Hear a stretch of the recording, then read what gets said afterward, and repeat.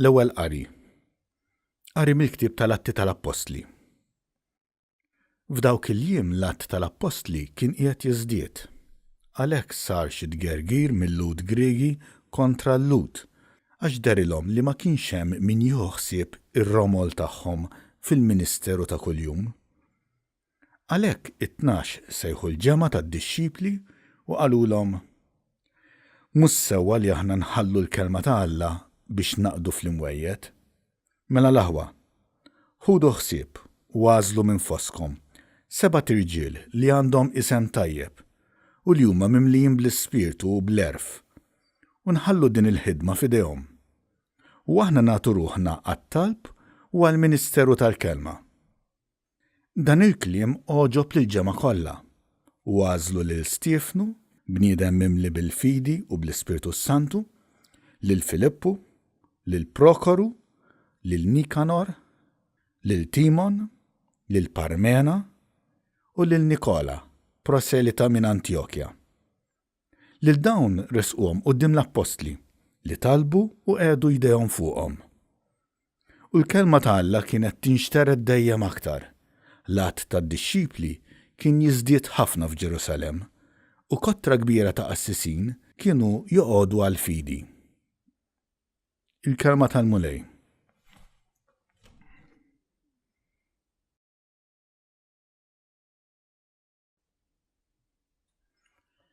Salm responsorjali. Ħatkun mulej it-tieba tiegħek fuqna, kif fik hi t-tama tagħna. Għannu ġusti bil-ferħ lil mulej, jixirqilhom ifaħruh in-nies sewwa. Faħru l-mulej bid-daqq taċ-ċetra, għannulu fuq l-arpa b'10 kordi. Ħatkun mulej it-tieba tiegħek fuqna, kif fik hi t-tama tagħna. Għas-sewwa il-kelma tal-mulej, kollox bil-fedelta huwa għamel u jħobb id-dritt u s-sewwa, bit-tieba tal-mulej mimlija l-art. Ħatkun mulej it-tieba tiegħek fuqna, kif fik hi t-tama tagħna. Ara għajnejn il-mulej fuq dawk li jibżgħu minnu, fuq dawk li jittamaw fit-tieba tiegħu, biex jeħilsilhom mill-mewt ħajjithom u jaħħihom fi żmien il-ġuħ. Ħatkun mulej it-tieba tiegħek fuqna, kif fik hi t-tama tagħna.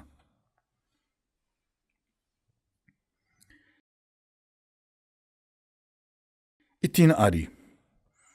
Qari mill-ewwel ittra ta' San Pietru Apostlu. Eżis, ersqu lejn il-mulej li hu dik il-ġebla ħajja li kienet imwarba mill-bennejja imma magħżula minn Alla bħala ġebla għażiża. U intom ukoll bħal ġebel ħaj imbnew f'dar spiritwali, saċerdozju qaddis, biex toffru sagrifiċċji spiritwali li jogħġbu lill-Alla permezz ta' Ġesu Kristu. Għax hekk hemm miktub fl-Iskrittura: Jiena nqiegħed f'Sion ġebla tax-xewka, magħżula u għażiża. Min jemmen fiha ma jkollux għax jitħawwad. Għalikom mela li temnu dan huwa ġieħ. Għal dawk li ma jemnux, din l-istess ġebla li warbu l-bennejja saret il-ġebla tax-xewka, ġebla ta' tiġrif u tfixkil. Tfixklu għax ma qadux għall-kelma ta' Alla. Għal dan kienu ddestinati.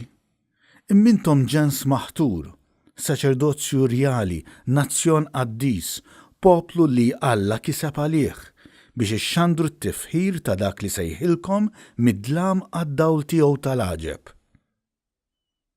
Il-kelma tal-mulej.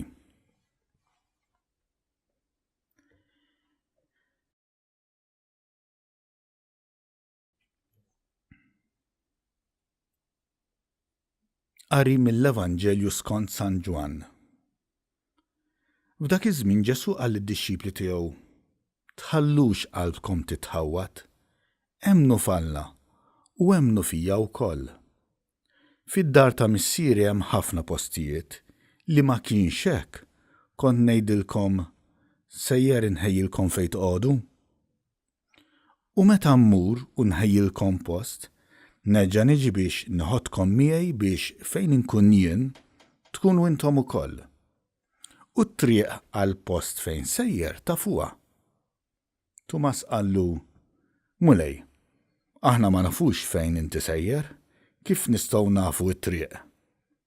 Wieġbu Ġesu, jiena u t-triq, il-verità u l-ħajja, ħadd ma jmur għand il-Missier jekk mhux permezz tiegħi. Kieku għaraftu lili, kontu tarfu wkoll lill-Missieri. Min issa l-qoddim tarfuh, anzi diġà rajtuh.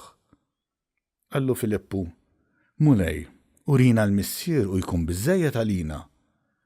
Ġesu jieġeb, ili daqshekk magħkom Filippu u għadek ma raftnix. Min ra lili, ra lill-Missier. Kif tgħidli urina l-Missier? Ma temminx li jiena fil-Missier u l-Missier fija.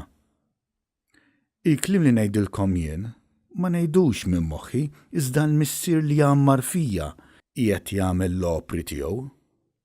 Emnuni, jiena fil-Missier u l-Missier huwa fija. Jekk mhux għal ħaġa oħra, emnuni minħabba dawn l-opri stess.